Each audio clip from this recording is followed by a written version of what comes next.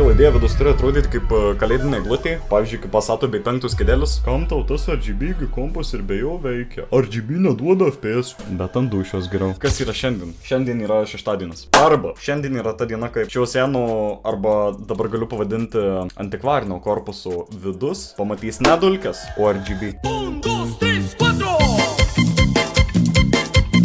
Gerai, dabar kaip manot, kas anksčiau prieš kokią, nežinau, 20 metų buvo šio korpuso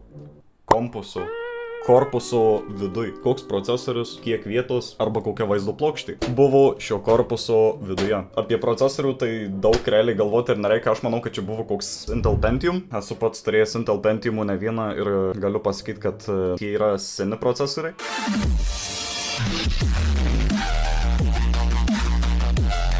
Bet tuo metu jie gerai sueidavo ir, kaip manote, ką toks kompas anksčiau paveždavo?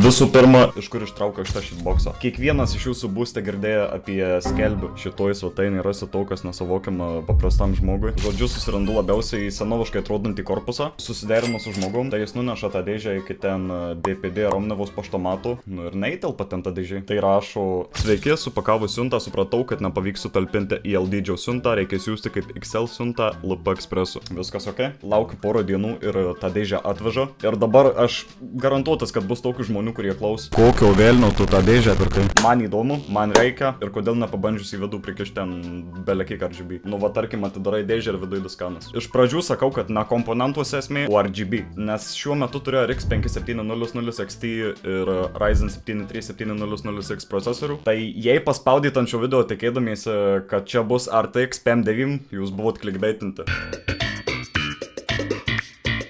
Ai, beje, esate matę kompų cold startą po žiemos?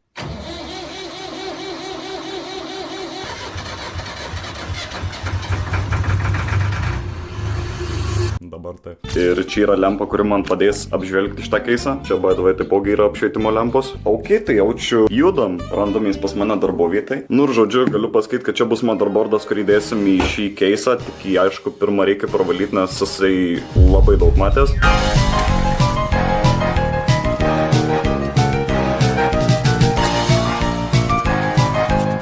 Šiek tiek apsivaliau ir dabar kažkokie du šūdai yra likę čia, bet neįsivaizduoju, kas čia iš tikrųjų yra. Negeriausiai atrodo. Žodžiu, minimaliai apsivaliau vidų ir dar čia, aišku, yra likę šiek tiek visokių nesąmonių, bet nemanau, kad jos šiuo metu pakenks. Ir dar kitas dalykas, kad aš į šį keisą dėsiu water coolingą, bet aš nelabai įsivaizduoju, kaip aš jį čia įdėsiu. Ten yra 240 mm radiatorius, bet manau rasiu būdą. Kitas dalykas tai, kad man reikia šitą dalyką panaikinti čia. By the way, aš idiotas ir aš pamiršau įrašyti garsą, kas pas mane yra labai dažnas dalykas. Kitas dalykas, tai man reikia šitą holderį, kuris laiko CD-ROMą ir floppy disk drive'ą. Man visai patiktų, jeigu būtų įdėtas ir floppy disk drive'as ir CD-ROM'as, bet kokiam projektui to neišeis padaryti. Tava kažkas prilaiko.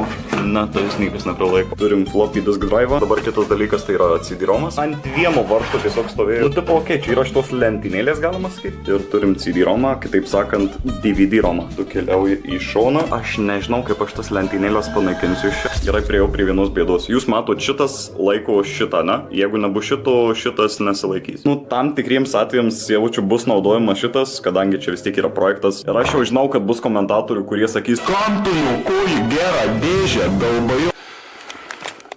Žodžiu, aš panaikinau tą lentynėlę naudodamas labai švelnes priemonės ir dabar atrodo viskas ok, šitą šiek tiek liba, bet viskas sutvarkoma. Žodžiu, ta motininė keliaus iš šito kompo, tai yra mano main kompas, į tą seną korpusą. Aišku, čia dabar yra visiška betvarkė. Žodžiu, išėmė už savo kompo šitą motherboardą ir čia yra dar šiek tiek termopastos, tai mano šios ir nekeis, nes čia viskas turėtų būti ok. Jo, čia yra tik du standoffai, bet ten yra kažkokie padėvai, nežinau kaip jie vadinasi. įdomiausia iš tikrųjų, bet šiaip vienas dalykas tai negerai, nes neturėjau, nežinau, tokių pakelimų, neįsivaizduoju kaip jį vadinasi.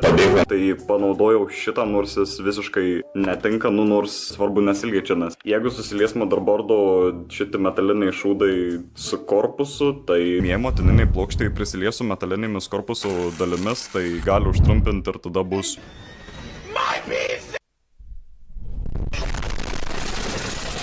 to video nuorodą paliksiu viršui. Šio dalyko nedarykit namuose, nes tai gali pažeisti jūsų komponentus ir taip toliau. Čia jokio airflow nėra, oras net neįeina, neišeina, vapšie nieko nėra. Nu.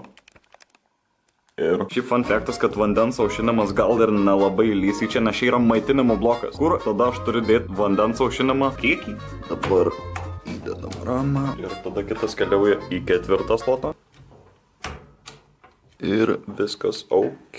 Kitas dalykas į keisą keliauja vaizduškiai. Čia yra RX 5700XT MHC modelis, MSIOS modelis. Viskas ok, netrodo, kad labai nusvirus būtų. Šiaip korpusas labai nestabilus. Gerai, šitas vos laikosi ant life supporto, bet turėtų viskas gerai. Hebra, man atrodo, kad aš jūs apgavau su viena vieta. Šiaip jau padariau visai nemažai progreso. Aš žiauriai laukiu tada, kada reikės dėti fucking water coolingą, nes aš neįsivaizduoju, kaip aš jį uždėsiu. Bet jau uždėjau maitinimo bloką, dabar sujungsiu laidus ir tada kitas dalykas. Jo, jis vandens aušintuvas. Man atrodo, cable management iš viso neišės padaryti.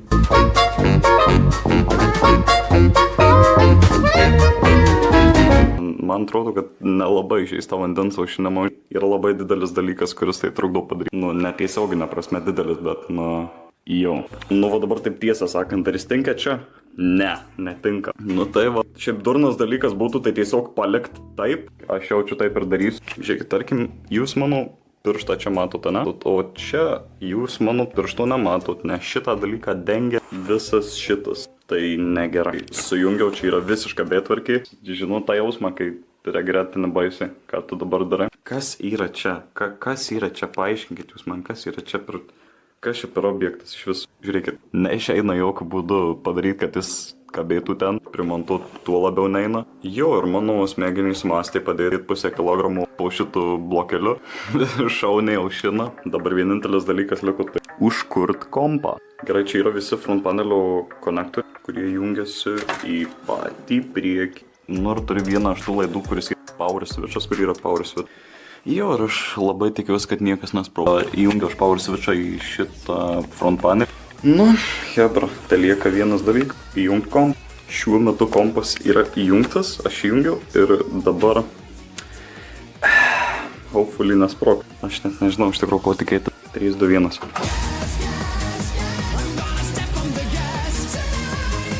Ok. Ramai įsižiebė. Aišku, procesorius, man atrodo, užkaistų. No way. Ir jo, VGA žinoma, nes aš jį turiu jungti į monitorių, ką greitai padarys. Ok, kompas išsijungi, dėl to, nes manau perkaitų procesorius, nes jo, greičiausiai dėl to ir bus. Arba kitas variantas, motherboardas liečiasi su, bet nemanau, kad liečiasi. Yra šansų, kad liečiasi su korpusu, bet nemanau. Manau, mėginsim paimti ekraną, pažiūrėsim, ką met. Žodžiu, prijungiu šį kompą prie monitoriaus ir dabar žiūrėsim, ką rodė. 3, 2, 1, op.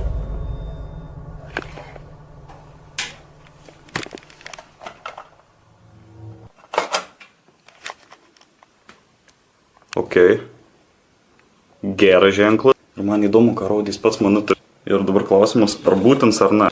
Ar aš matysiu kažką ant ekrano? Nežinau. Ok.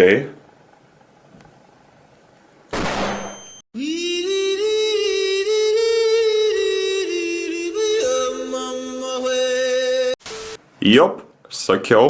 Visų pirma, kodėl rodė, kad kaista procesorius? Taip aš nebuvau uždėjęs tų vandens aušinimo blokelių ar whatever. Kitas dalykas, šitas projektas šiaip dabar kinda failinu. Aš tikrai nesuruošiu, tarkim, pasiduoti iš karto ir užbaigti šito projekto. Šitas korpusas tiesiog buvo ne tas dalykas. Aš neturėjau tam tikrų priemonių, kad galėčiau išpjaut korpusą, nes kitaip padaryti ir neišėjau. Bet taip, tai tikrai šio projekto nesuruošiu užbaigti. Dabar vienintelis dalykas, ko man reikia, tai yra PC case'as, sena antikvarinė dėžė. Tai jeigu kažkas rastumėt, nežinau, skelbiu, neboj, kažkur, nežinau, Facebook Marketplace ar ten jūsų senelis turi nenaudojamą korpusą, kompą, seną retro, nežinau kaip galima kitaip pavadinti, parašykit man. O dabar sakau jums viso gero ir susimatysim kitam mano neįdomiam video. Prisuksiu dar šitos antenos gale, nes kodėlgi ne. Ačiū visiems, kad žiūrėjot ir aš jums sakau viso gero.